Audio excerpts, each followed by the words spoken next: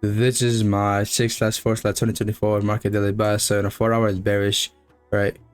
Hourly is bearish as well. So in the 4 hour, it didn't really take any liquidity from buy side. Yes, so it's still going back down. So what I feel like it should do, definitely do a pullback up here to a 50% mark or somewhere like that, right? So what I think is should happen is, and the hourly needs a pullback too. This happened before the hourly candle close. So if we can get a pullback up here, touch further for like a bit more, fill this in more, then yeah. So what can we do to go back up, right?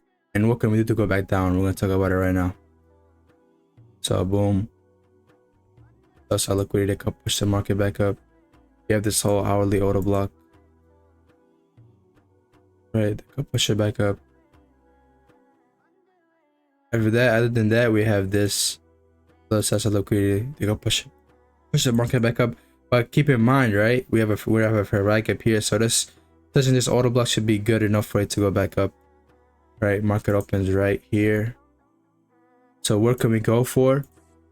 We could literally push the market back down. So yeah, I'll take profit. It's gonna be at the end of this, you know, saying 39.20, right? Another thing we could retrace to, we can go to the hourly to 4 hour time frame, 4 hour order block and break a block over here, right? And a order block. I mean, probably won't retrace all the way there, but we can put it just a visual thingy, right? So other than that, where we could go is possibly go to this other hourly, you know, saying confluences.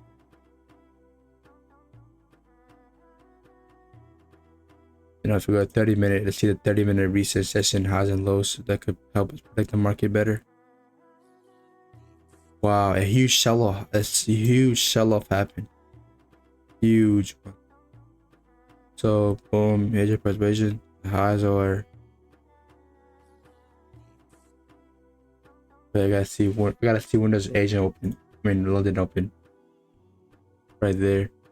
So basically, this is the high because we are created during. So that's the high. What's the low of Asian persuasion? It looks like to be this right here, but you already got touched. You see how you got touched, chat? See how that got touched? They went back down. That caused the move. That caused right there caused the whole move back down. Okay. What about this? Is London right here? So London highs are right here. So right here, that's what I'm talking about. This could definitely reverse the market back down. That's why we be careful. But I'll take profit. It's gonna be here. Right here is gonna be a break even spot, chat. Gonna break even right there. So what's the low of London? We could see another low happen right here. You could push a bullish candle. So but for now, I would say this right here, right? But today we mainly want to focus on the higher time frame. We gotta trust on our process, right? Trust on the trade process. Trust the process of the trade, not the outcome of the trade, right? So yeah, there is the low, there is the high, there is the low, there's the high, right? So what we could do is basically what's my bias on today, and the news is coming out. We could predict the news as well. So what's my bias on today is basically if this other high gets created, right? If there's another, but not saying a lower low gets created right over here, that's gonna be the Asian lows. If not, then not there is the low then, right? Then what I want to do is basically just go sweep of this low, touch the order block, accumulate, right, and go back up. So first take profit would essentially be right here, right? This is gonna be the only take profit. The end of the whole for Vigap, right? That's gonna be on my only take profit, right? But right when it touches this 30-minute building block, I'm gonna break even.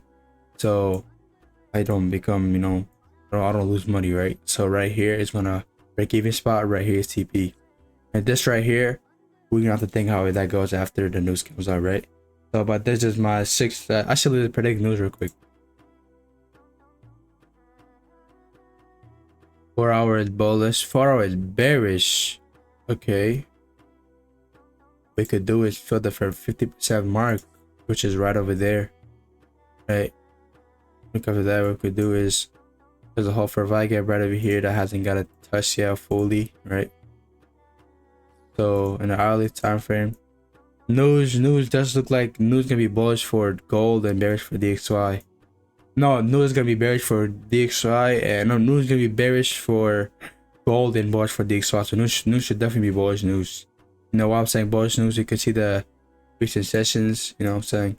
Took out this liquidity, took out this liquidity. You know, so the news should definitely be bullish for DXY and bearish for gold. So news should definitely be bearish, right?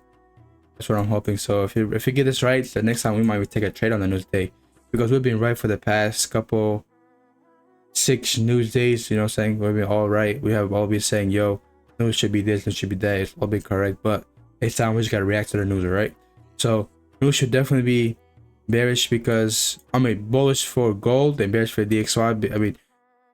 Bullish for DXY and bearish for gold because look, as you can see, swept out that low, the huge move up, swept out that low as well. So this move up here should definitely be a bullish indicating move for DXY and bearish for gold.